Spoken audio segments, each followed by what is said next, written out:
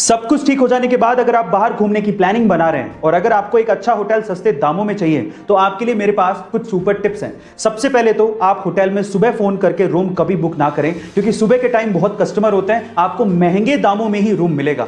ज्यादा रात हो जाने पर भी रूम्स महंगे मिलते हैं, क्योंकि होटल वालों को पता होता है कि आपके पास कोई चॉइस नहीं है। तो फिर सस्ते रूम्स कब मिलते हैं? सस्ते रूम्स मिलते हैं शाम को 5 से लेके 7 बजे तक। तब सारे चेकआउट कर चुके होते हैं, रूम्स खाली होते हैं, आप तब बुक करिए, आपको सस्ता मिलेगा। इसके अलावा अगर आप ऑनलाइन बुक कर रहे हैं तो इससे अच्छा तो यह है कि आप ऑनलाइन डिस्काउंटेड प्राइस देख लीजिए, होटल को डायरेक्टली कॉल कीजिए, तब आपको वो रूम सस्ते दामों में भी मिल सकता है। गाइस, आपको ये सुपर टिप्स जान के कैसा लगा कमेंट सेक्शन में जरूर लिखिएगा। जब हमारा मोबाइल डिस्चार्ज होने लगता है तो हम लोग चार्जर को ढूंढने भागते हैं, लेकिन तब क्या हो जब आपको चार्जर मिले ही नहीं, या फिर आप ऐसी जगह पर हो जहां पर चार्जिंग सॉकेट हो ही नहीं, या फिर अगर इलेक्ट्रिसिटी ही ना हो तो क्या करोगे?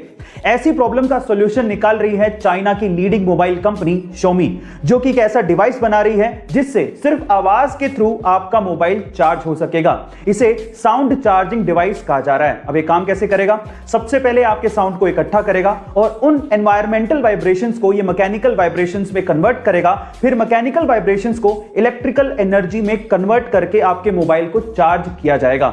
अब सुनने में ये अविश्वसनीय लग रहा है, लेकिन एक्चुअली इस पे काम चल रहा है। गाइस, आपको ये टेक्निकल फैक्ट सुन के कैसा लगा कमेंट सेक्शन में जरूर लिखिएगा। चेस यानी कि शतरंज को बुद्धिमान लोगों का खेल माना जाता है और इसे इंडिया में ही इन्वेंट किया गया था। पर अगर मैं आपसे सवाल पूछूं कि एक ही टाइम पे एक ही चेस बोर्ड पे कितने मैक्सिमम प्लेयर खेल सकते हैं तो आप लोग क्या कहेंगे?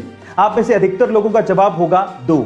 लेकिन इंडिया के भोपाल के रहने वाले आदित्य निगम ने 8 महीने की कड़ी मेहनत के बाद एक ऐसा चेस बनाया है जिसमें एक ही टाइम पे एक ही चेस बोर्ड पे 2 नहीं बल्कि 3 लोग आपस में खेल सकते हैं। मजे की बात यह है कि इसमें कोई एक प्लेयर बाकी दोनों प्लेयर को एक साथ हरा भी सकता है, और इस 3 प्लेयर चेस का नाम आदित्य निगम ने ट्राई विजार्ड रखा है। गाइस, दिमाग का खेल बनाने और उसे खेलने में हम भारतीयों का कोई सानी नहीं है। आपका इसके बारे में क्या ख्याल है कमेंट सेक्शन में जरूर लिखिएगा। ये बात है सन 1996 की, जब सौरभ गांगुली ने अपना टेस्ट डेब्यू इंग्लैंड के खिलाफ लॉर्ड्स के मैदान पे किया था और अपने पहले ही मैच में शतक ठोक के उन्होंने 131 रन की पारी खेली थी।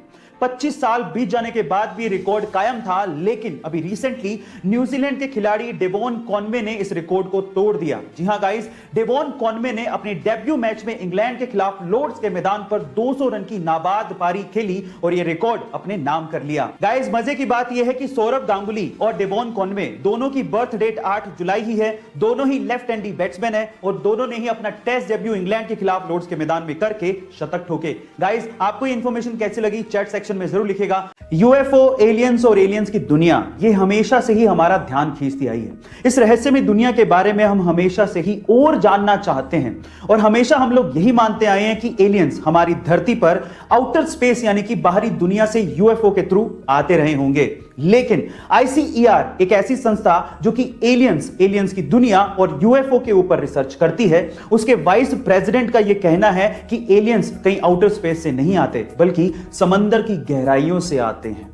उनका तो यह भी कहना है कि समंदर की गहराइयों में एलियंस के बेस हो सकते हैं। ओह माय गॉड गाइस, सच्चाई क्या है ये तो हम नहीं जानते, लेकिन एलियंस के बारे में यह खबर हमारी जिज्ञासा को और बढ़ा देती है। गाइस, आपको ये खबर सुन के कैसा लगा चैट सेक्शन में जरूर लिखिएगा। अभी तक तो दुनिया के अरबपतियों में स्पेस की खबरों को लेके सिर्फ एलोन मस्क की सुर्खियों में रहते थे, लेकिन अब अमेज़न के मालिक जेफ बेजोस भी स्पेस की खबरों को लेके सुर्खियों में हैं। ऐसा इसीलिए क्योंकि 20 जुलाई 2021 को वो अपने भाई मार्क बेजोस के साथ स्पेस की यात्रा पर जाने वाले हैं, और ऐसा करने वाले वो दुनिया के पहले मिलियनेयर भी बनने वाले हैं।